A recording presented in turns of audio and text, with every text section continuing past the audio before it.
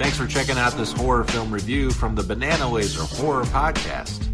You can find our full archive of every unedited show at horrorphilia.com. Also, subscribe to Banana Laser on iTunes, Stitcher, and YouTube? It says YouTube. Well, click subscribe. Thanks, and keep on banana-ing.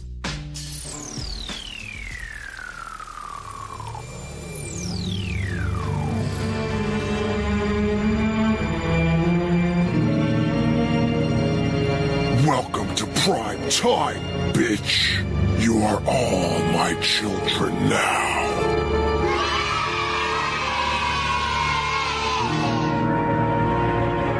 All right, guys, this time we get into the Freddy's dead. So Robert Englund plays Freddy Krueger. Lisa Zane plays Maggie Burrows. Sean Greenblatt plays John Doe. That's the kid who lost his memory. Blatt. And Lisa Zane plays Freddy's daughter. Leslie Dean plays Tracy, the girl who is a poor man's Jodie Foster. Discount Jodie Foster, that's what I call her. Discount Jodie Foster? Discount. What about what this girl looks like now? You guys see that? Oh my It's two different paths. That's definitely for sure, yeah. I mean, what the fuck, man? She's fucking whacked out, like tripping on acid nonstop or something. I don't know. Well, she actually says in Never Sleep Again that this film is responsible for her taking a path that sort of led her to peel back some memories and remember when she was molested as a child or something. But then I'm thinking, is that path what led you to today? Because she has a pet in her when she's in the video for Never Sleep Again. She has a pet, which is like a girl, and she just sort of, it's weird. That's her. I envy this bitch. I want a pet chick. I mean, come on. Well, she's a carpet muncher. Yeah. So that's how that happened. She said something about peeling it back, you said? She's a laser. Right. You didn't know? I guess now I do. She was so happy, though, when we revealed what a banana laser is. She was thrilled, dude. Yeah, guys, I just want to take a quick second to plug my podcast. Thanks for having me on this one, by the way. But, I host this show called Banana Laser. It's also on horrorphilia.com. It's with two other assholes, and we just had our bananiversary, so you guys should check it out. So cute, bananiversary. Ricky Dean Logan plays Carlos, the kid who's hard of hearing. Breckin Meyer, supposedly he's a big actor now. He is Spencer, the guy with the horrific haircut that resembles the older version of Bill on the movie It. This whole short hair in the front, ponytail in the back thing is just crazy to me. Has a 90s haircut through and through right now. Oh, God. Yeah. He looks like that kid from The Craft. And I think that kid from The Craft is somewhat famous. Is that like Seth somebody or some shit? You know, Jamie will know. Seth Green? Is Seth Green in The Craft? No. I don't know. Okay, who's that kid that says, what's that snail trail saying over there when the girl's talking in class? That's Breckin Meyer. Okay, well, a poor man's Breckin Meyer then. Okay. No, but No, wait, He is Breckin Meyer. it's the same guy. Are you fucking for real? Yes, it's the same guy. Oh. So There's also Franklin and or Bash on the USA Network. He actually had a big career for a bit there. Like he was in a Road Trip. Like a bunch of yeah, Road Trip, Rat Race, Garfield, Clueless. Well, yeah, that's Franklin and Bash on the USA Network. Come on, people. Oh, I thought his name was Seth all these years. Well, it's funny you should say that because he did used to be on Adult Swim a lot because he and Seth Green were friends. I don't know if he still is or not, but on Adult Swim on Robot Chicken? Robot Chicken, yeah. Oh, that's it then. Okay. And now he acts with Zach from Saved by the Bell on something. Franklin and Bash. Come on, guys. I think Matt might know what it is. Is my mic on mute? Does that kid stay John Doe the whole movie? You mentioned. Yes. Did we never find out his name? No, because he's not Freddy's kid. You don't find out anything about him. It's fucking stupid. No, who wants to know? I want to know. I wish I didn't know anything about any of these people.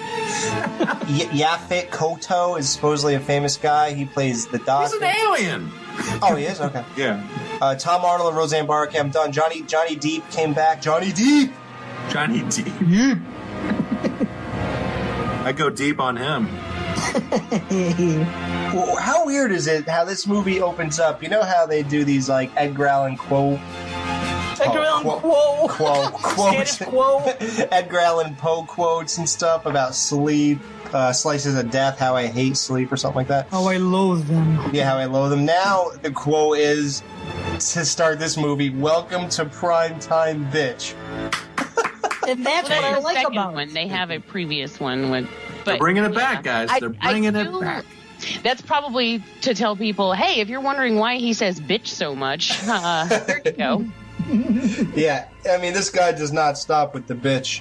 But let me say, I like that they do that with Welcome to Primetime Bitch, because in my opinion, that sets the tone for this movie.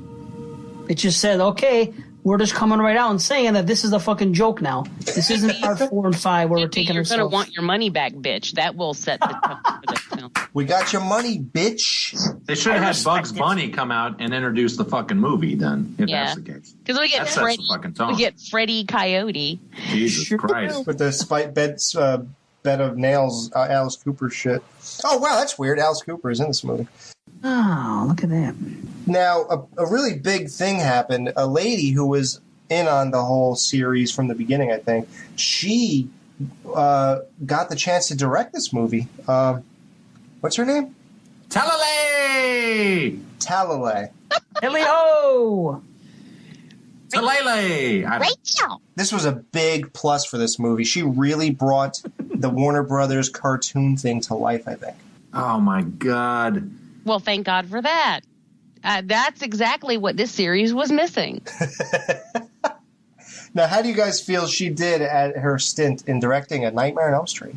Terrible, because obviously she has no control over anybody on this movie set, because there are moments in the movie where you feel like, man, if they just did this a little different, it could be creepy and effective. But there is zero creepiness throughout this movie whatsoever. Like later in the movie, you get to the town of Springwood, and there's no kids. And some of the moments where the parents are talking to themselves and wanting kids and teaching a class of no one could be actually creepy, but it's just silly. Right. I think it makes a wrong turn. And when we get that overhead shot of the carnival, and it's really empty and run down, and you see just grown-ups wandering around, that could be a really effective moment. As a matter of fact, I like that shot. But then they ruin it by having Tom and Roseanne being all goofy and over the top. Ethel, you know they bring him. Yeah. Tom. Then when they go again, like Matt said, when they go to the school and you have the teacher in the school teaching no one, that alone is a really creepy idea. But then you just have him mumbling stuff that doesn't even, okay, he says 1492, Freddy sailed. No, he didn't. Yeah, why did they change the date? If he was talking about actual things, then that would be really creepy. But the fact that he's just rhyming shit, it just, I don't know, it pulls me out. And in 1978, he killed his sister. 10 years later, he came back for his niece. 10 years after that, he went to kill his sister again. That would have been better. Yeah. And here's about that scene anyway. I mean, you've got this guy, and then you learn one thing. You learn that they took his kid, and that's the only thing you learn. And then you, hightail it out of the room? I mean, I think I would probably be trying to milk this guy for more information or something. To me, that just seems weird. It's just like, oh, we have a fact. Let's go. Yeah, they're looking for clues as it is. Here's a guy spewing clues. Some of them are bullshit, some aren't. But hey, maybe stick around for the full lesson. But they flipped. They flipped the fuck out. And this is where the series needed to go. This to me. Oh, absolutely. I'll tell you why. Because 4 fucking completely fucked up the series, and 5 fucked it up some more. And this movie, to me, this is the Jason X of the Nightmare on Elm Street series. And what I mean by that, X is good. It knows what it is. That's what I'm saying. They're just trying to fucking. They know where they're at now. They know that they're a ridiculous fucking series. Freddy is just a comic now, literally. And that's what they think people want to see. So rather than try to fucking masquerade themselves as being scary, they're just going to come out and go batshit crazy and let fucking all this stuff happen. And I respect them for it. I'd rather see that than some bullshit like 4 and 5 trying to masquerade itself as anything cohesive. No, I don't. And here's why. Jason X knows what it is, of course, but it still manages to be good. It still manages to be visceral, and there are some. It looks well made at the very least. This film, they didn't even try that whole. Well, they knew it was bad. Well, fuck you. That's like I'm going into a restaurant and they give me a dish and they're like, we know this tastes like shit, but you have to respect us for that and pay us anyway. You know? Was this made by Tom Six? What the fuck? I'm like, no, you cannot knowingly put out a shitty product and expect me to be okay with that. And I'm not going to respect you just because, well, we knew it was bad. You know, there's a difference between going to a point of silliness where you feel like you've got nothing to lose and you may as well just go balls to the wall, but you can still try. And I think that completely abandoning any attempt to make Freddy scary was a huge mistake. And they abandoned it. Yeah, you guys could have been again. He could have been again, and New Nightmare proves that. The point is ultimately they're marketing this movie towards kids. At this point, we already said the Looney Tunes thing. This is literally Saturday morning movie for children. It absolutely is. That's all they had left. And they were going to kill him off because he became such a fucking joke. So they say, okay, we're going to kill 2 birds at one stone. We're going to kill him the fuck off. Fuck you, Freddy, because you run out of steam. But we're going to go out doing what we think makes you popular. Even though they were wrong, because 3 was what really made it popular. 4 brought in all that money. They thought that jokey Freddy was what people wanted. And then he grew in popularity, became a pop culture guy. So they just expanded on it some more. And I got to say, the plot in this movie, I am more interested in these people and these characters than any of the bullshit in 4 and 5. Me too. No. I have to say, when I told you guys when we did the last one, when we did 5, I was like, 6 is going to have to try really fucking hard to beat this at being bad. Like, 6 is going to have to just basically dig a hole in the ground and climb into it to be worse than the bullshit I just watched.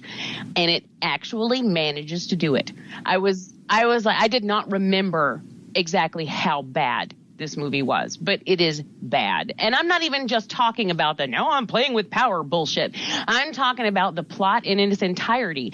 I'm talking about this whole bullshit storyline. The fact that since when does knocking someone over the head with a pipe equal them going to sleep? You know, and suddenly this guy can enter someone else's dream just because you knocked him out. That's bullshit. He doesn't know how to do that. You have to know how to do it. You can't just knock me over the head. Like, okay, I'll see you guys tonight. When I go to sleep, I'm just going to pop up in your dreams. You know, I have no idea how to do it, you know. As a matter of fact, I don't want to wait till then. I'm going to hit myself over the head with a hammer. And because that's the same. And it's not. I mean, there's absolutely. Yeah, how could he enter? Because the girl had a method. The black guy taught her a method of some kind to get into the dream. And she said, you have to, like, relax and something like that. Meditation, relaxation. But it's still bullshit because they broke their own rules from the previous 2 movies of how you enter other people's dreams. They just did. Yeah, they just make it seem like you accept it, that it can just happen. So one person had a crazy gift. Yeah. And then suddenly, well, guys, it's just a lot better in these movies when more than one person's in the dream. So we're just anybody could do it now with a. I'll tell you what, though, the story is better. The whole whodunit, not whodunit, but who is it? Yes. Who is it? Yep. They did it bad. They failed miserably, but it's actually a better story than Alice's child, having dreams. It's a better story. It's just they just fucked it up. They fucked it up bad. And there's kids going to sleep in this movie. What do you know? Holy shit. Something we haven't seen in 2 movies. In the beginning of the fucking thing, there's a kid in bed. And he's waking up, Johnny Doe and all that fucking shit. At least it's asleep. And yeah, I do agree that jumping into the dreams, yeah, that's stupid. I'm on board with that. But as far as the pipe to the back of the head to make him sleep, like, that's much worse or any worse than fucking Alice's daydreaming in 4 and 5, it's just as ludicrous. You know how I felt about that too. It's fucking bad. I mean, the last couple of movies have been bad, but it doesn't even stop there. It's like, okay, when we saw a road sign when they were traveling from the demilitarized zone child center that they were at, that it was just ridiculous, to Springwood, there was a sign that said 2 miles, and then they're going to Springwood, and I'm like, are you going to tell me that no one around this area knows anything about what's been going on in Springwood? No one knows that there are all these weird, whacked out parents wandering around. I mean, this shit doesn't happen. It's not like they're in the middle of. No, even if they were, I still don't believe it. Like, I have a hard time believing Children of the Corn, because places just aren't that isolated anymore. But even now, I mean, there were towns surrounding it. We saw that. They were like right there. And this movie does take place in the future. We need to discuss that. I mean, oh, that's right. Maybe that's something to do with it. And I do like that aspect of that's one thing I always liked about this movie. In the beginning, when they show that map and they said that Freddy's killed fucking everybody in Springville, I think that's fucking cool. It's a good hook right there. There's nobody left. He got that strong that he fucking wiped everybody out. And the fact that they erased the parents' minds, that was clever, because then, now fucking they can't say anything. They don't even remember. Apparently they didn't, because Tom's like, they bring him. So they remember. And she's all, I'll be careful this time. I won't let him get you. I'll hide you better. So you're right. They dropped the ball. You're right, Jamie. Yeah, they repeatedly dropped the ball. But I think Roseanne and Tom belong there. That's just the kind of wacky movie this is. It was like, we're going out, we're going to do these stupid fucking cameos for the stupid comedy first, horror second type of movie. And like that woman in the plane that was supposed to be, what's her name? That divine girl from Pink Flamingos and shit. Right. That's just the vibe they were going for in this movie. Do I like it? No. But I just, like I said, it's a movie that knows what it is. And I don't know. I feel differently about it than I do 4 and 5, just because of that. I just don't think knowing you're bad gives you a path to be bad and expect people to. No, they don't know they're bad. They know that they're going over the top. Right. They know that that Freddy's a jokester now, and they're not going to make any attempt at being scary, and they're just going to fucking let Freddy do gags, and then have kids fucking falling asleep, and let's come up with more creative dream shit, which they did. I'll say it's another plus. The dreams in this are more like what fucking dreams are. Say what you will. You go to sleep and you have a dream. They're always fucked up that way. You could see some stupid shit like that happening. Oh, I was playing a Nintendo game, then I was in it, and then this happened. It just seems a little more like dreams, as stupid as it sounds. And again, we have examples of them acting out what they're doing in their dreams, as far as like when Breckenmeyer is hopping all over the house. And he walks upstairs that don't exist. Yeah, and he's so banging his head into the ceiling. What? That to me is just, I mean, too much. If you're gonna, I actually don't hate. Like, I love the scene where Breckenmeyer's watching TV and it starts to get all psychedelic, and then we get a little bit of Iron Butterfly, which I think is awesome. The best part of the movie. Johnny honestly. Depp is in that bit. Oh yeah, I think that's kind of cool that they did that callback. I love that, and then even if he were to have the dream about playing a video game, that's what was going on at the time. They wanted to incorporate the Power Glove because that was a thing at the time, and I think that's okay too. It's just know when to stop, know when to pull it back. When you have him doing the march around the house and then banging his head up against the wall, and that's too much. It's you have now exceeded what you needed to do, and you've gone into fucked up territory. I agree. Definitely, that was too much, and it was the video game was cheesy and everything else, but it was still creative. It was kind of also the whole we can't wake him up because he's too stoned. Fuck you. Yeah, he had one joint. No one is gonna smoke one joint and you can't wake him up. What is that? What the hell is he smoking? Was he smoking it laced with Ambien? They said he's having an LSD dream. I mean, exactly. That's not what you think of with pot. Like, what was that all about? Hey, Spence, let's trip out. I love it. I love that fucking. How about this though? In that song, if they're trying to make Freddy funny, why isn't he funny? Everything he says is not fucking funny. I want you and your soul too is his opening line or whatever. Like, that is not funny. What are you on? Looks like some eggs in a frying pan to me. That's not fucking funny. Yeah, get the fuck out of here.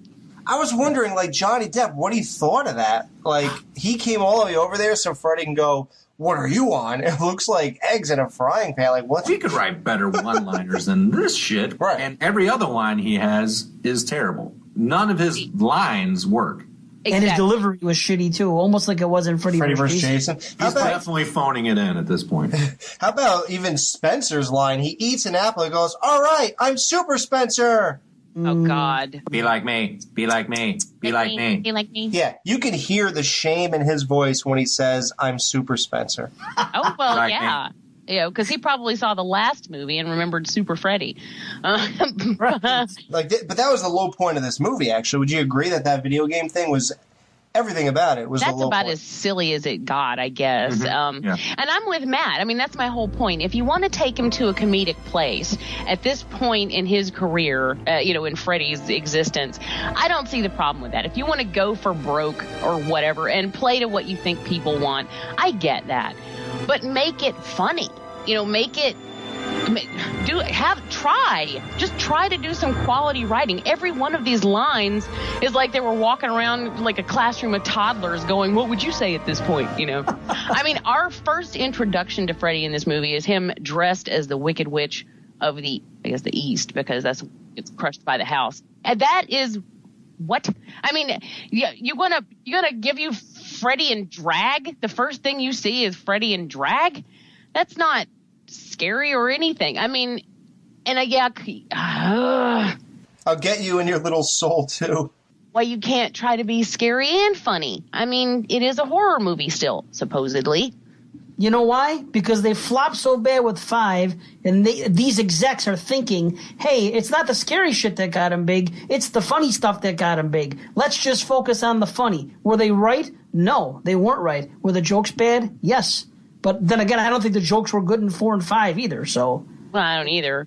But every single thing that fell out of his mouth was a shitty one-liner. There was not quality dialogue at any point that came out of Freddy's mouth. Yeah, I agree that. It was stupid. I think it's embarrassing and awful. And I spent the entirety of my viewing experience going, fuck you, fuck you, fuck you. This movie's all over the place, even with how dreams work and who's sleeping and who's not. Like this guy Spencer, when they do this thing and he's jumping all over, they do what his last thing, I guess his death, is he falls down a flight of stairs, and somehow Maggie, who's awake, can see this hole just form in the floor that he goes in. And he just disappears into this hell pit that just forms in the floor, and she's looking at it and avoiding it. And then later she's like, I tried helping Spencer, but it was too late, he's gone. That's the extent of the explanation you get to. Hey, he's gone. I tried. The deaths, you come to this kind of movie for, some deaths, right? I think the last film, Part 5, only had a few kills too. This one has 3, I think. Yeah, why does the last girl live? Like, why does that need to happen? Again, they did that shit.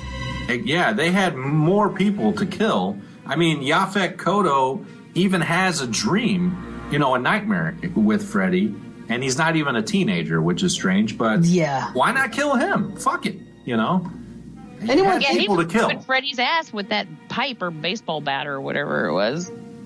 Yeah. At one point, and they can't decide to when is it real? When is it a dream? And again, it's just like they don't care. Like they just go, well, this can happen. Like, okay, when they pull Freddy out into the real world, at one point you actually see him, and I mentioned this earlier, but he's climbing around on the ceiling, and then just a few seconds later, when she breaks his hand, he goes, oh, I forgot how much it hurts to be human. Oh, yeah, because that's what humans do. Humans crawl around the fucking ceiling. And humans snap their hands back together and then put a glove on it and go hitting people with it. Like, what?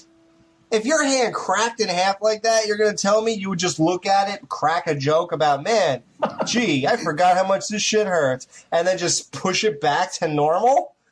Like, are you dreaming, Freddy? Like, I don't fucking get it. And then what about when the kids are in the van and they drive around town 2,000 times, and they're always in front of the same statue. Are they all sleeping?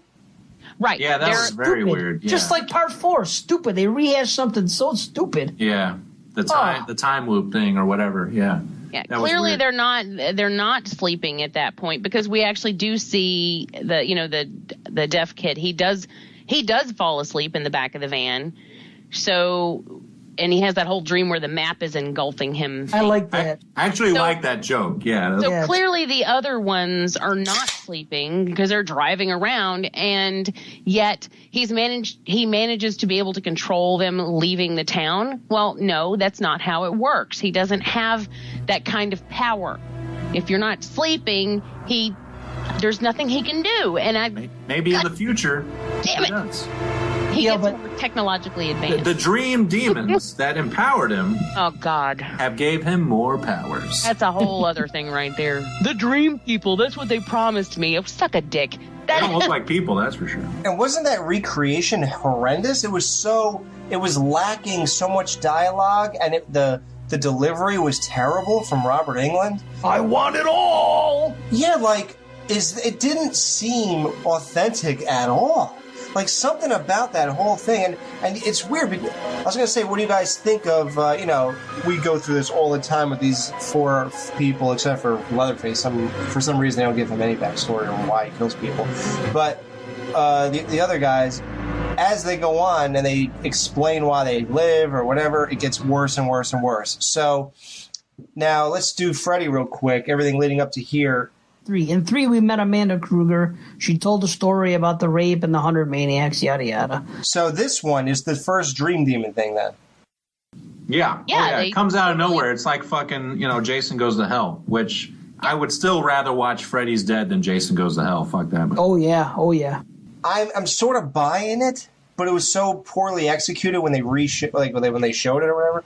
But because I'm thinking, well, how else could he have the powers he has? Making a deal with Dream. Right. It doesn't matter. We don't need an explanation. Exactly. They shouldn't have explained it at all. They shouldn't have explained why he could be in your dream. No, we don't need to know that. It's just it just is. Yeah. Do we ever need to know? No. Do they keep doing it in every fucking franchise? Yes. Yeah, well, that goes back to fucking Cult of Thorn, too. Right. Which I could stab him in the eyeballs for. I mean, that we don't need it. It's not necessary. And every single time they try to do it, they fuck it up. And if you try to put too much meaning behind then it just takes away the scary. It takes away the mythology. Even by adding that much mythology, it actually detracts from it, in my opinion. And it takes away the mystery, which is part of what makes it scary.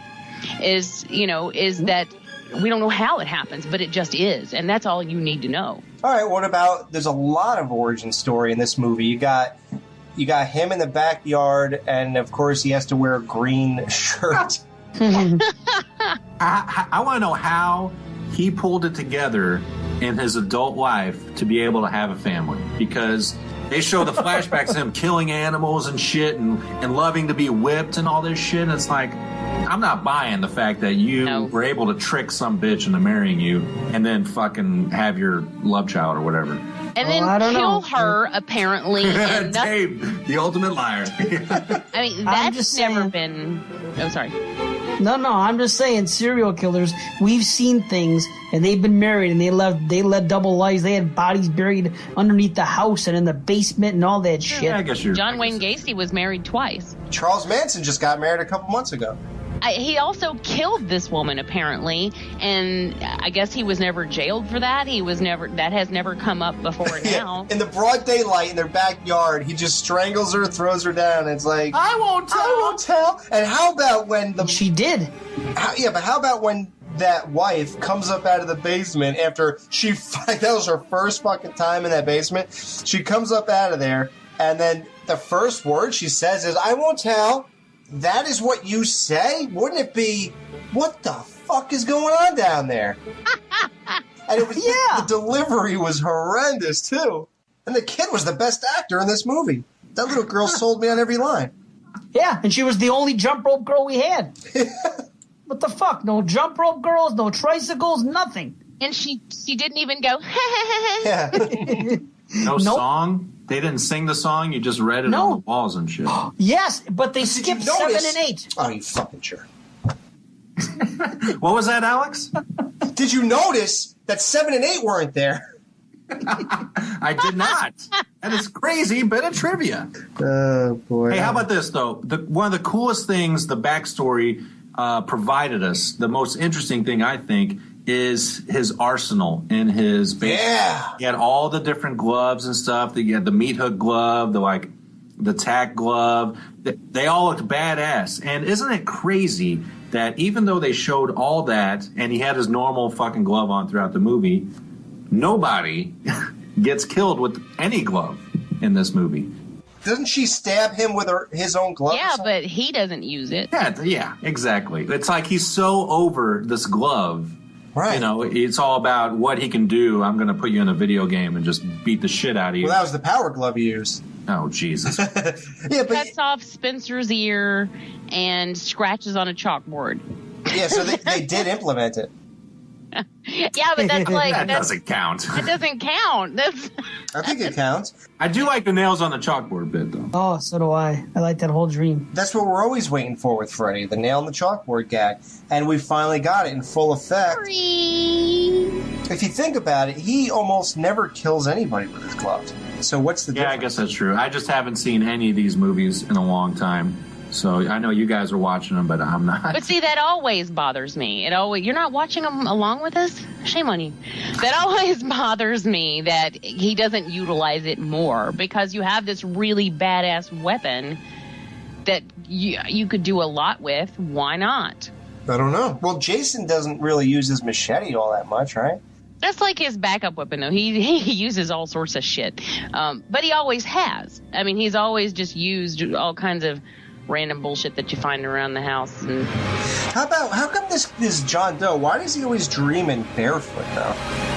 And why are his feet like grocery store feet?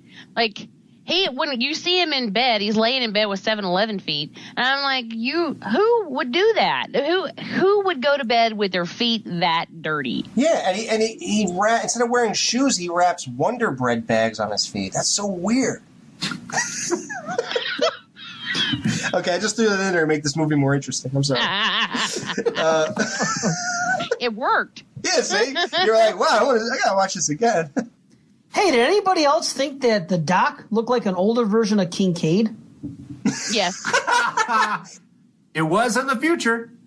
Yeah, maybe he it came is back Kincaid. to life. Yeah. Maybe it is. That's why he's so knowledgeable about the dream demons. And, this is back. Freddy's yeah. back. And the next Doc cut. Now, you keep saying about the future. I probably checked out at many times during the movie. So when does this take place? How long after part 5? It says 10 years from now. And if you take in continuity, I guess, from part 5, then that came out in the 80s still, right? So 1999. Wow. Is when Freddy's Dead is supposed to take place. Yeah, because 89 was Freddy's whatever the fuck child. Also, Fight Club came out the same year. Awesome. And they weren't really doing comedy horror in 99, actually. That's And why they weren't playing on a fucking Power Glove. I fucking tell you that. Jesus Christ. You had a Nintendo 64, motherfucker. Or a GameCube or something. I don't know. Well, to be fair, 64, and then Freddy's not in the real world, so it probably took him 10 years to figure that out. Oh, yeah, he's behind. Yeah. Yeah. He only learns through dreams. So I'm playing with power. Oh, great graphics. Yeah, and meanwhile, those graphics fucking suck, dude. And they would have especially sucked in 1999. do you think that guy looked like Be like me. Yeah, be like me, him. Be like me. That is so awesome. I love that part. Don't you Be think like he me. looked like a Simpsons character? Yeah. Yeah, he did, yeah. Yeah. They should have had the actual NES Nightmare on Elm Street game where you're like running around stomping on spiders and shit. They should have had that. Yeah, and killing Frankenstein zombies. This is what you're supposed to do. You're supposed to play the NES game, and right when you finish, watch Freddy's Dead. Or the other way around. Watch Freddy's Dead, when you finish, play the Nintendo game. That's a great night for, to relive the Or who? 1989. Yeah, great night. Well, Dude, I'm totally engulfed in this Freddy shit, and it's like I become a different person, and I hate myself. I bet. But how about this though?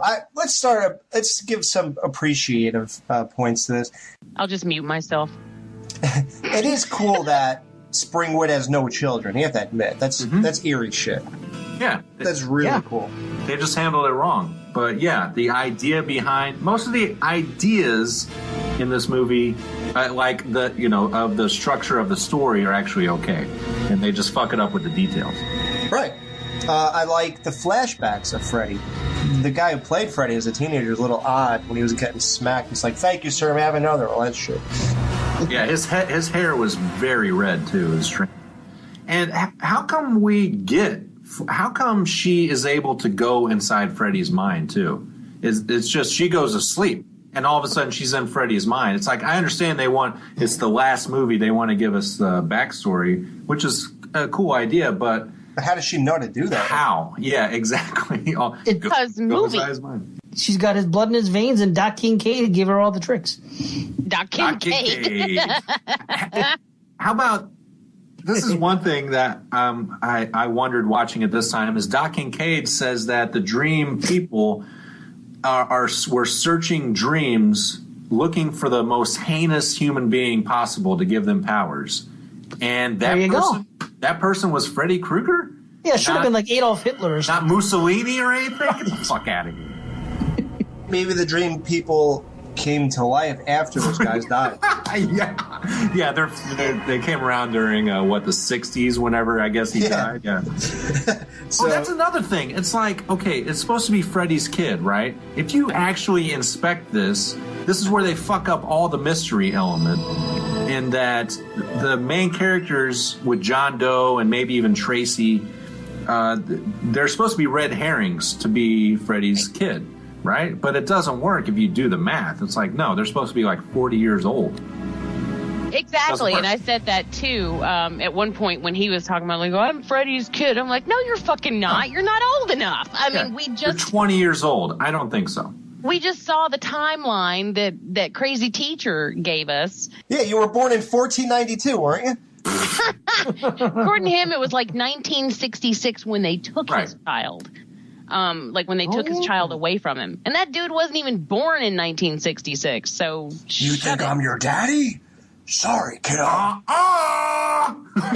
It's a boy! Wrong movie.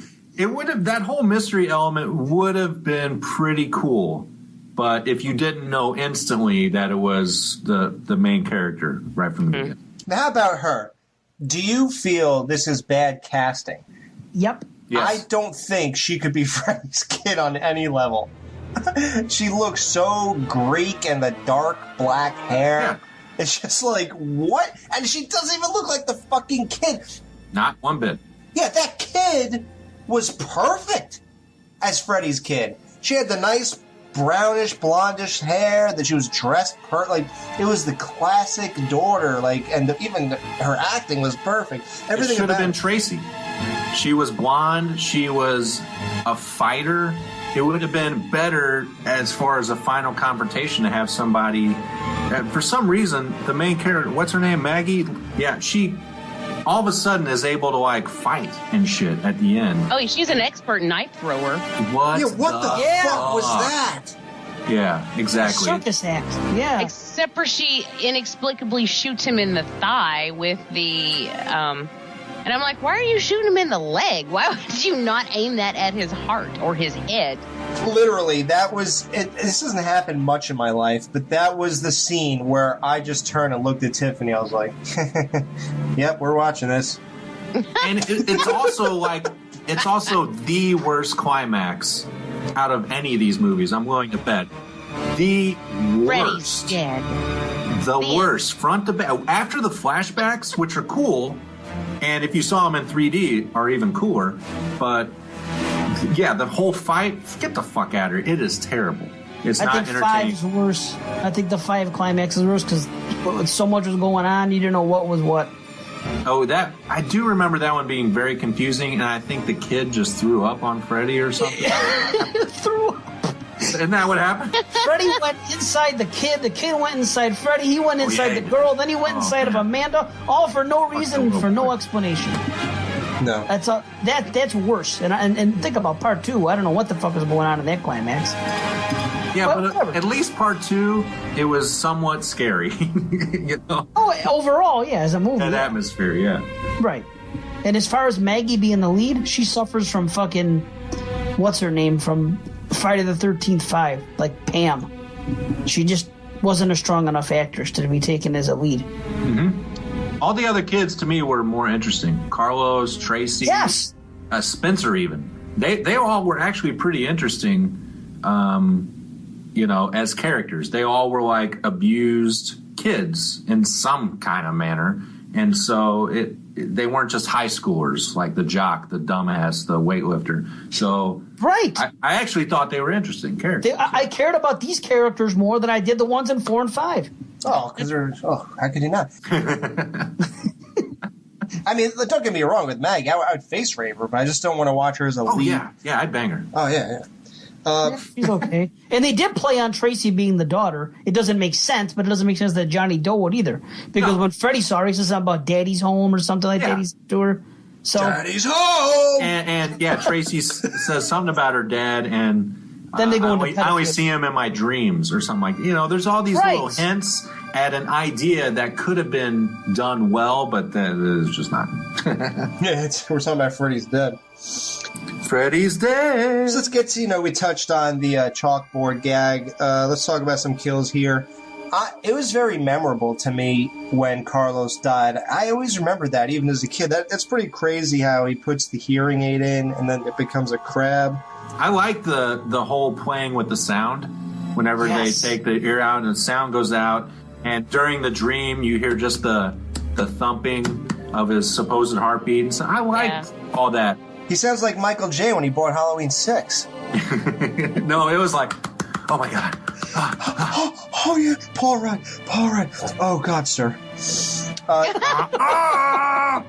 Yeah, I even like the dream, like where has the pin drop that he's going to drop, and classic. Yeah. You could hear a pin drop. That's a joke that works. Right. And his mom used to clean his ears out because he didn't listen to her. Oh, that part fucks me up. That does actually. I have to look away during that scene. How Where come that doesn't kill him? That's a good question. He has no fucking brain to put it through. Yeah. And one thing I want to. Earlier, I said he cut off Spencer's ear. I meant to say Carlos, for anyone out there who's keeping track and plans on yelling at me about that. Jamie, nobody cares anymore about us. Yeah, nobody listens to the show. About I want to point out there's a couple of good in-camera transition type stuff, not unlike they did in like the Saw films. Like it's in that sequence with Carlos and the camera's spinning. And it starts out in one position, and as it gets to another position, there's like they moved a wall in, and it's all done in one shot. I like that. There's a part where with Tracy and her dad, that confrontation where Freddy's arm comes out, and then the camera whips around, and in camera, it all of a sudden turns into Freddy, like the dad just leaves the camera frame, and all those little tricks in camera were pretty cool. I did like those. Wow, you gave Talion credit, man. I do too. For that was probably the cinematographer, though. Her job is to make everybody see the ultimate vision and be on the same page of what this film should be, and that she falls short at. She even says herself it was probably a mistake to make it as comedic as they did. And Robert Englund says we probably jumped the shark. Dude, you jumped that fucking shark 3 movies ago. Fuck. You gotta be kidding me. You don't think you jumped the shark in part 4? Like, it's just amazing. So, we talked about the Warner Brothers shit, and Jamie just said how comedic it was. The guy falls out of an airplane, and he has a gigantic sign on him that says, "Pull here," or something like that. Oh, yeah. And it's a parachute, and Freddy's at the top of it or something. Oh, I love the way he looks there. That's great, though. He looks up and he's spinning around on the fucking top of the thing. You can see his cable lowering him down if you look close enough. I noticed. Yeah, Blu-ray, baby. What is with all, like we said, what's the parallel shit, man? This guy, he's in a dream in the van, and then he pulls the thing, and so he gets launched to the top of the van. He looked like he went through the roof or some shit. Like, Why? Why can't you just lay down in bed anymore and maybe end up dead at the end of this whole thing or not? What's with our bodies have to mimic what the fuck we're thinking about? When did this start and why is it the first movie? It started in the first movie. The first death, for that matter, Tina. The first death. It started, and it did it with the guy in the jail cell, right? Wasn't there I don't know, he got hung or something? And Johnny Depp, he went into his actual bed.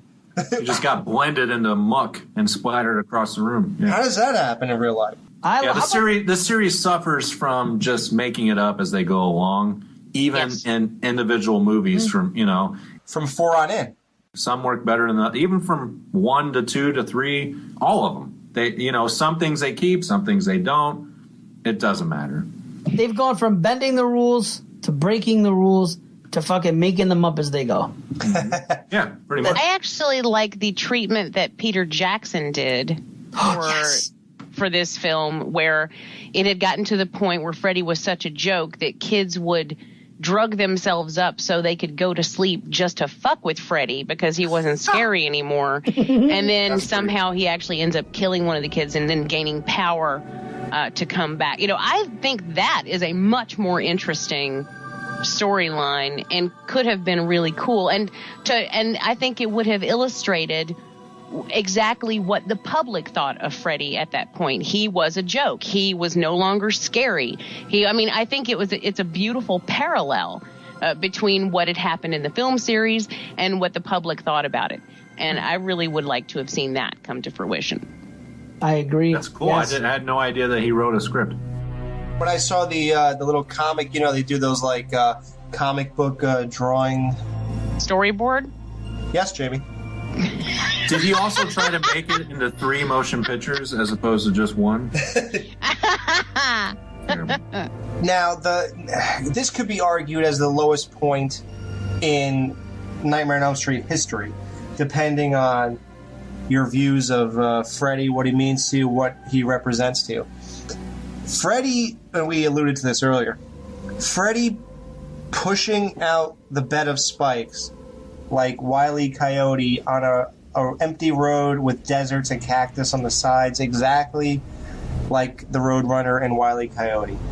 I don't know. How does anybody say, okay, I'm willing to do this? How does a grown-up still stand behind this franchise knowing that this kind of shit happens? I'm a Freddy fan. Really?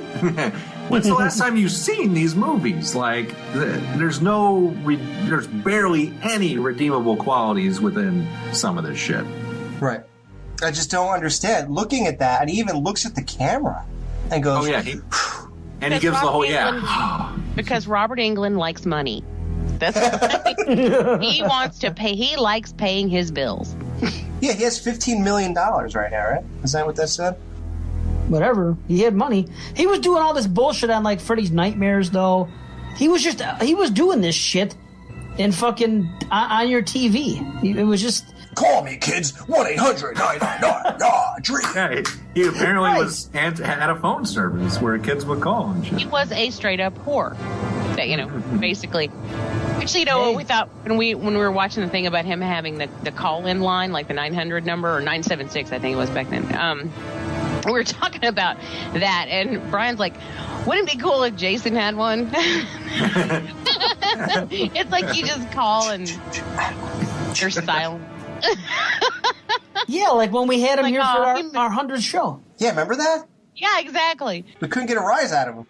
He totally missed out on a good marketing ploy by being silent. That messed him up. If only he had known. Right. And that's what it is about Freddy and this series. Because they had the only talking killer of the big 3, they fucking pushed it to the maximum. And they fucking squeezed out every penny they could. Am I happy about it? No, but I understand why they did it.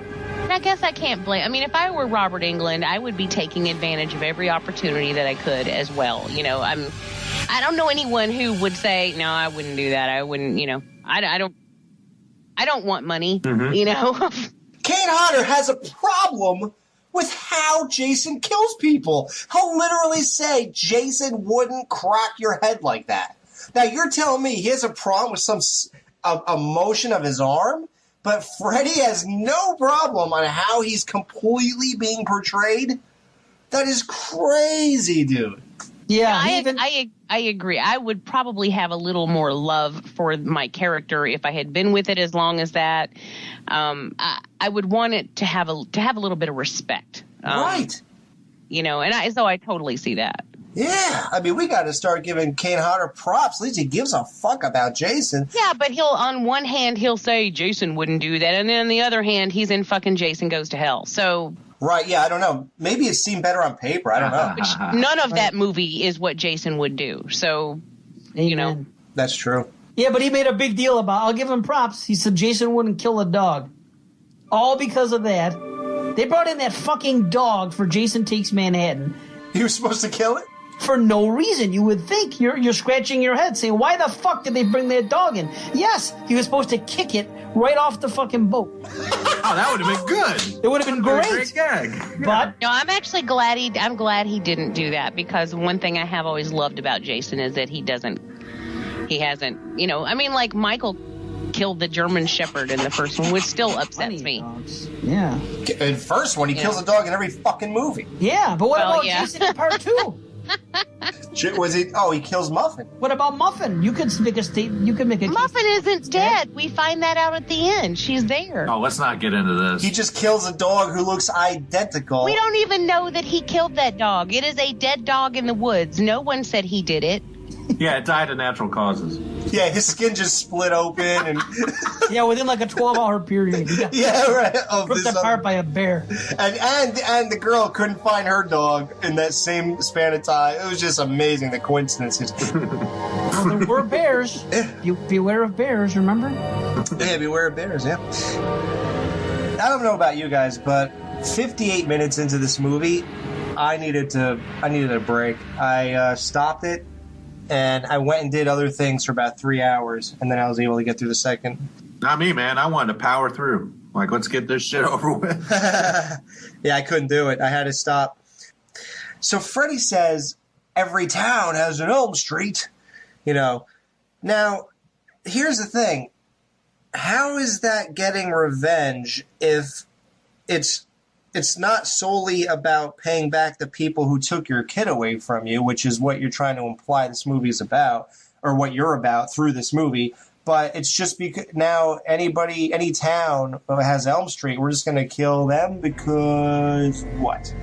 So basically, it's weird because, yes, it doesn't matter. It's all about gaining souls and all that type of shit. That's fine. But when you're in a movie that is trying to act like you're giving his fucking purpose, which is to pay people back because they took his kid away. So during that same movie, you're telling us, hey, we'll just randomly get anybody, though. What's the point of him getting people back for taking his kid away? Because when we first meet Freddy, the whole reason he's doing what he's doing is to pay back people for burning him alive.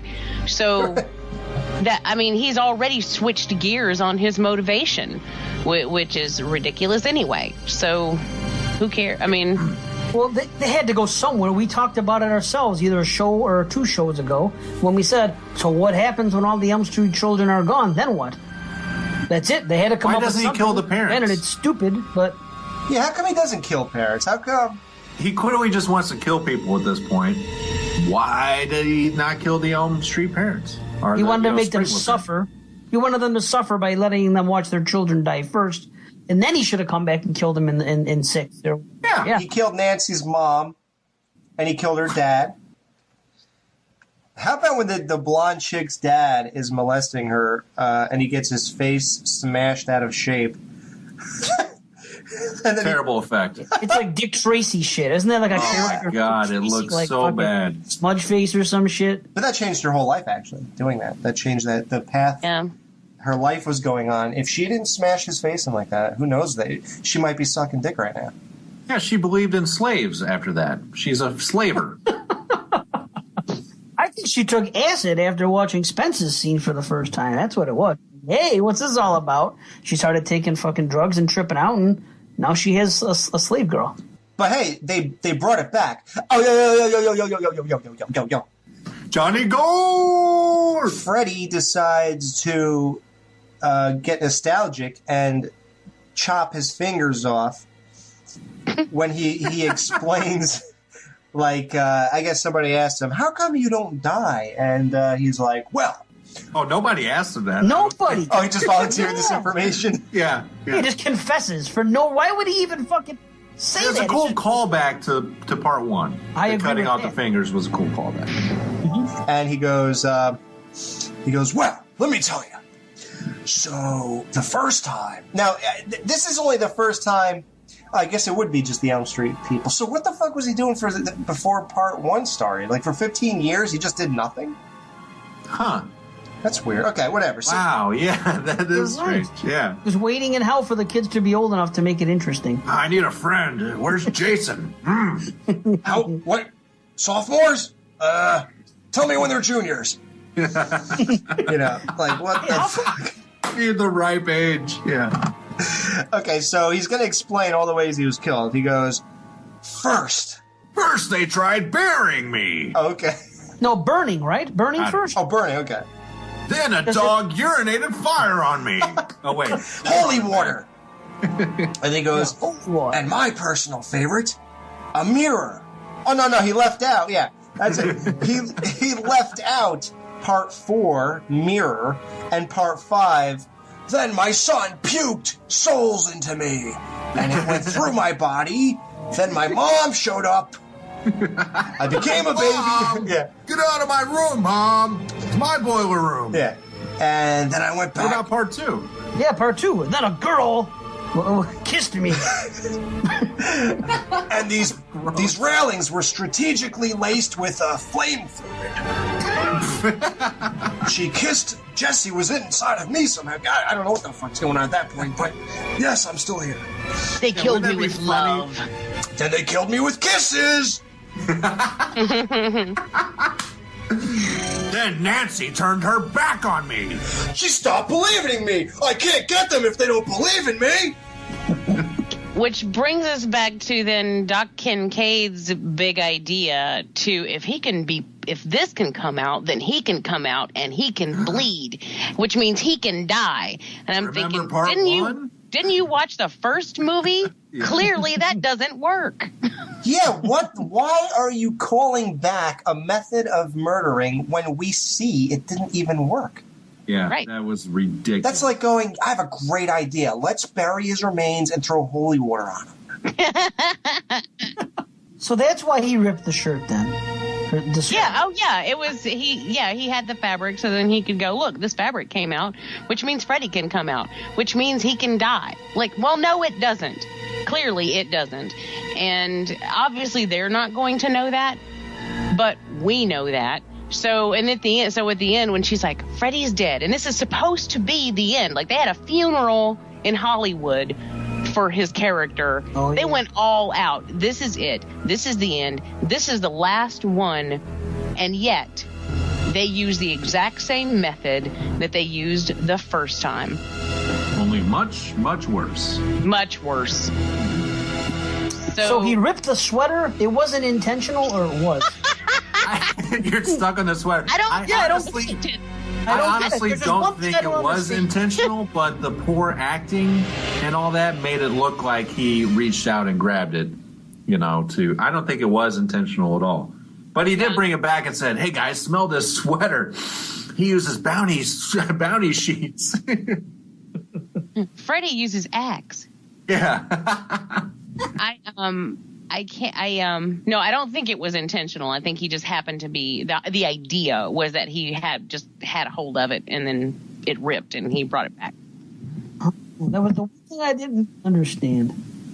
The big question for this review is, did you all remember to put on your 3D glasses when Maggie did? Mm-hmm. I did. You did? Because I forgot. The TV just got really weird. Yeah, look, you're supposed to walk around with them on you all the time. We covered this on an earlier show. Oh, yeah, you're like that guy from Back to the Future. Exactly. The menu says, or at least on my version of it, the menu, like when the menu comes up, it says, "Don't forget to put on your glasses whenever Maggie does." Wait, so the Blu-ray has a 3D version? Because I just have the DVDs. This is just the DVD. It's just the DVD box set. I'm not upgrading this bullshit. Yeah. Okay. Because mine didn't do that. You can't actually watch the 3D version, right? Yeah, mine neither. And Matt, do you have the one with like the fold-over cardboard thing that snaps in, those cheap ones that they used to make? Yes, I have. Yeah. Strangely enough, I only own 3 Nightmare on Elm Street DVDs. 1, 3, and this one. See, I have the entire Nightmare box set that came out on DVD, and it does have it. You get your choice between 2D or 3D version. I have the UK box set. Maybe I have that choice for the Blu-ray. And it comes with 4 sets of glasses. That I don't have. What fun! I actually did see this in the theater as a kid. It was the only Nightmare on Elm Street film I saw in the theater, and primarily because, 1, it's supposedly the last film, and 2, 3D. And 3D wasn't even a thing at the time. Right. So for them doing it seemed like a fun idea. That's why I went to see it. And in the theater, this kind of 3D actually works. It's like how Jason Lloyd is always talking about Friday 3 actually looks cool in the theater experience. Friday 3 looks cool if y'all watching 3D. I'm building an empire that's not built upon shit. I like bitches young. Shit, man. I saw 3, 4, and 5 in the theater. And I was so done after fucking 4 and 5, I didn't even go see this one. I saw this one in the theater, and it's only one of a couple that I actually saw in the theater. This wasn't like Friday where I saw everything. Like, you know. Yeah, you had to. Friday, here I come. Right. Well, yeah. But I did see this one.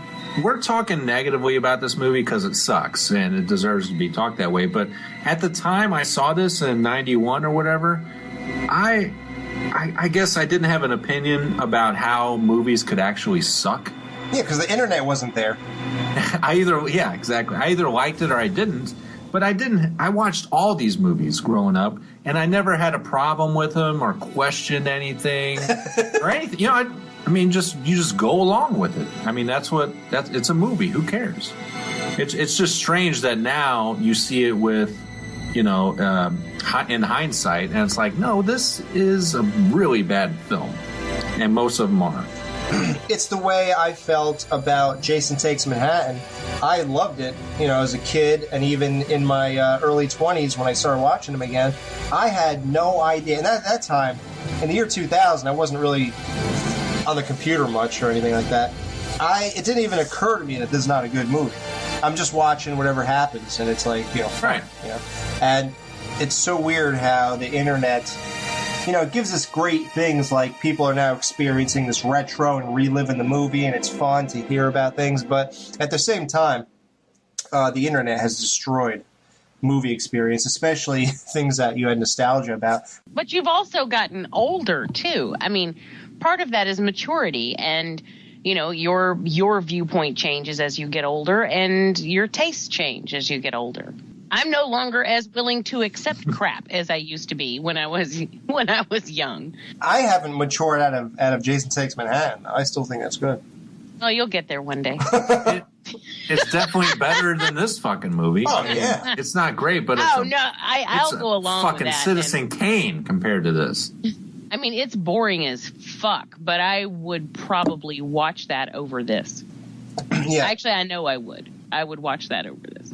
At this point, the 3D glasses go on. She does what we said earlier. She walks into this dream demon thing, and it's supposedly Freddy's brain. I don't know how that works, but one of the memories, we talk about killing the animal, like smashing him.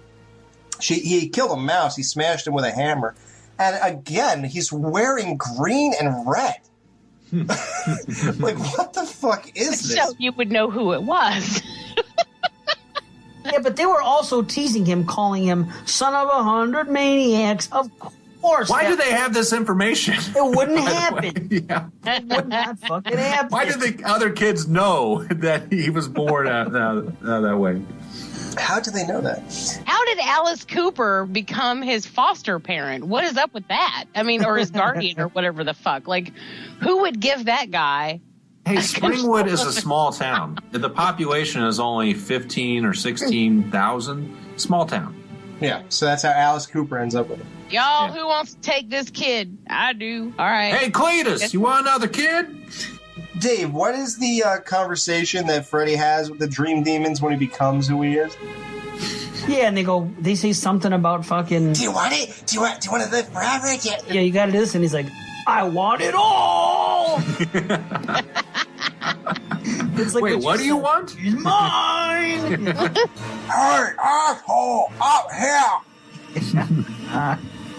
It's just weird. We touched on everything, so it's weird to just try to wrap up the movie. But, Freddy gets pulled into the real world, but just like with Nancy, he doesn't show up. Sorry, he doesn't show up in your arms when you wake up for some reason, but his clothes and hat do. But for some reason, he doesn't. They have to walk around and find him, and it's Robert Englund, which I thought was cool because she even says, "So you're real here?" Which makes no sense because he was burnt up in real life anyway. Right. So even if it was him, he would still be burned. Right.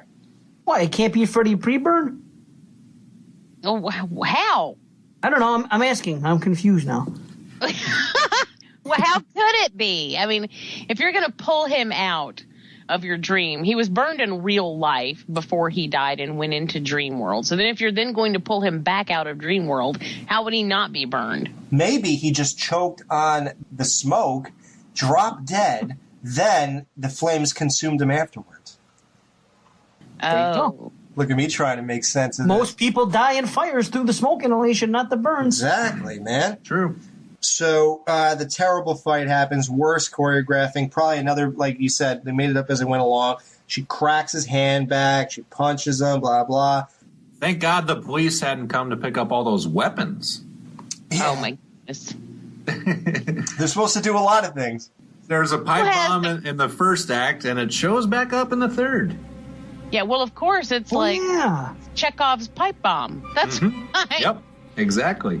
Who has a baseball bat with spikes in it? Like, who Dave Z. actually Yeah, makes and Mick that? Foley. The guy from Weird Science. If you're not in a video game, who's fucking... Yeah. Maybe he was a professional wrestler doing hardcore matches. King of the death match, you know? Yep. And she said, he's supposed to be pulled into this normal world, and that's the end of him, but he seems just as powerful here as he does. Like, he's getting stabbed and hand snapped, but he seems fine. He's even pulling the shit out of him that's pinning him to the wall, and so he can go approach her again. But, he doesn't get it all out in time. She does something else. Then the big climactic ending is the girl... the callback lights the fuse. Yeah, and then hands it to her like, hurry up and take this. I fucking lit it for some reason. Yeah, she might have wanted to get her attention before she committed to lighting it. Yeah. She throws it to Maggie. Maggie stuffs the pipe bomb into his chest and then kisses him on the cheek and says, Happy Father's Day.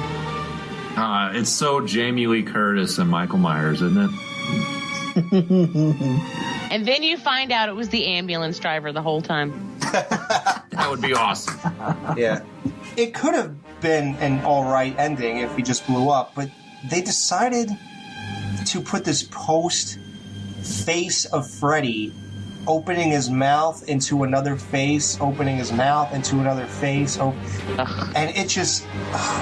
I don't know what I'm watching at that point. It's a 3D effect. That's what they were doing with that. That's it. Yep. It looks cool in 3D coming at you. That is it. They want to And the have dream demons escaping. The dream people and Yeah. the little And fucking they're happy. sperm-like. Yeah, they look fucking so stupid. They should have never done that. It looks dumb. They It's wanted a terrible movie. They wanted it to be grandiose. It was the fucking final ending of Freddy, supposedly. So they fucking did some ridiculous, crazy fucking shit. Why couldn't a bunch of souls just escape him and go to heaven or something? Well, they've already ripped off the other movies enough. How fucking much more are they gonna do? Good Why God. couldn't she throw water on him and he melted like the Wicked Witch of the West? Ooh, they would have bookended with how they started it. Exactly. Wow. What a world! What a world! Oh, how can you do this to me? Oh, you're such a little sweet little girl. What are you doing? So then, the cheesiest possible, as if that wasn't terrible enough, they all get into a hallway together, and she goes, Freddy's dead. She smirks first, like she's so proud of her fucking self. Fuck you, bitch. You were terrible in this fucking movie. And then it cuts instantly. Like, that's their no epilogue. Fuck you. Yep, Freddy's dead. Like, so stupid. That's all you need to know. That's what they planned to be the last frame of film for this franchise. They wanted to be definitive. I truly think they didn't expect to make any more of these fucking movies afterwards. I agree. Unlike Friday 4, where they kind of, I feel like they felt like they were still going to make them. This one, I really think they didn't think they were going to make anymore. Well, it wasn't lucrative anymore. I mean, Right. it was a waste of time. Yeah, the delivery of the Freddy's deadline was was so nonchalant. It was like announcing that they thought it was going to be cold that day, and they go, look at their fucking phone. Oh, it's 78 degrees outside. Well, the movie's over, kids. She should have looked at the camera and said, "That's all, folks." No, they should have had Freddy pop out and do it. That would have been hilarious. Oh, totally. You should have burst out of her chest like in the other movies. Wow. This is Mr. Skin from MrSkin.com with all the skinfo from the latest movies. Landing in theaters this weekend, Emilia Clarke co-stars in Terminator Genesis. Emilia doesn't show any skin assists in Genesis, so take your Schwarzenpecker over to Season 1 of Game of Thrones, where she bears boobs, butt, and bush. I'll be back. With some Kleenex. This is the Mr. Skin Minute. Nude on Blu-ray, Katarina Cass makes shaving cream sexy again in Danny Collins. As one of aging rocker Al Pacino's young flings, Katarina gets interrupted in the shower while trying to shave her pubes. Hey, Katarina, finish up so we can see your hoo-ah. Nude on the Stars Network. Former MTV VJ Lala Anthony made her nude debut on Power. Carmelo Anthony's wife scored a slam dunk of skin just 18 minutes into episode 12, dropping her bra and showing off her perky NBA All-Stars. Lala will give you hoop creams. MrSkin.com. Fast forwarding To the good parts.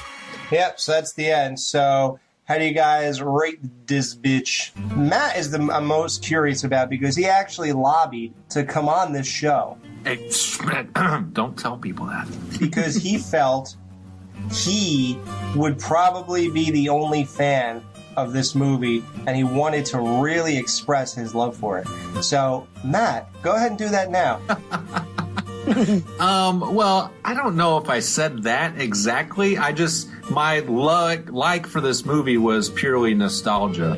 And like I said, I saw this in the theater. I saw the 3D and all that. So looking back on it and remembering the parts that I liked, I felt like I could have fun with this movie. It's not like a disappointment like 4 was ultimately. And so I just remembered enjoying it. Now, watching it now, I don't feel that way. I feel bad that I watched it now and I kind of ruined that memory. So this is obviously not a good movie.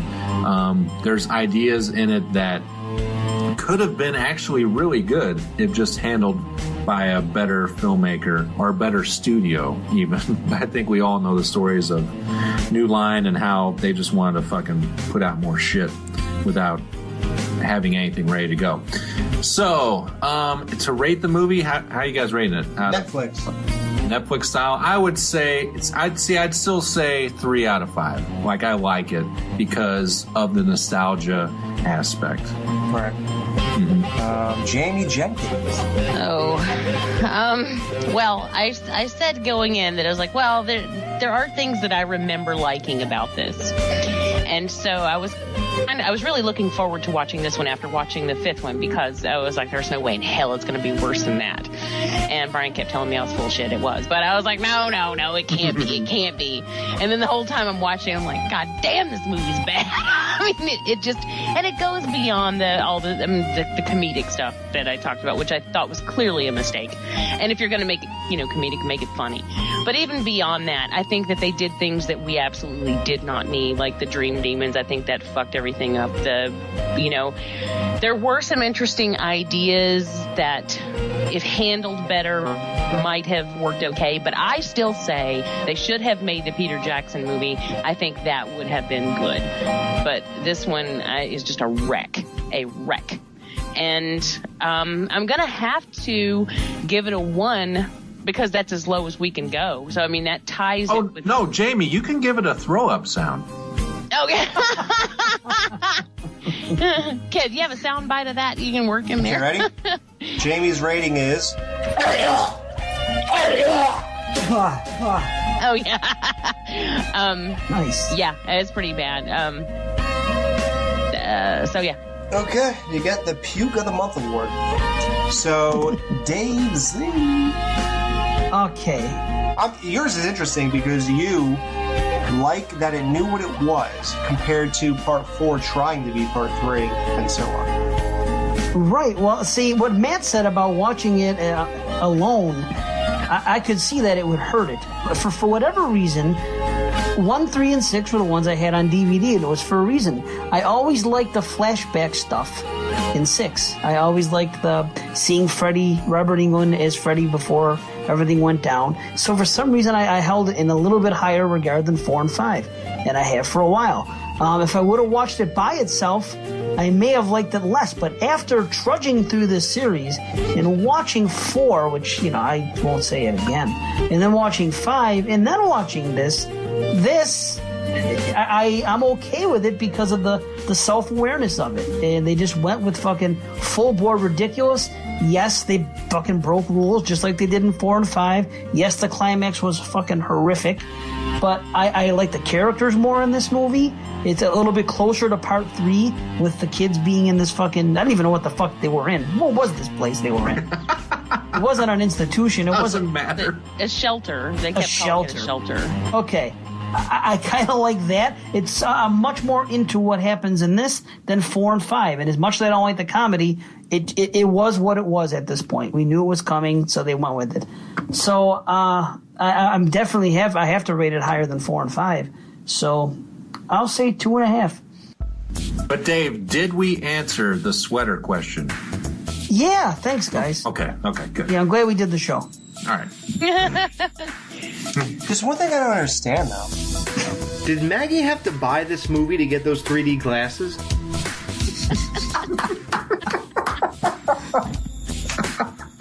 No, Vern. Freddie just gave it to her.